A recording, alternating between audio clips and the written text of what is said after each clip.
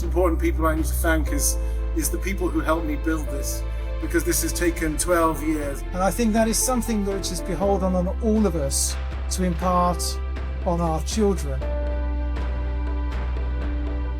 It is a work, as we see all around us, that fuses engineering precision with speculative thought.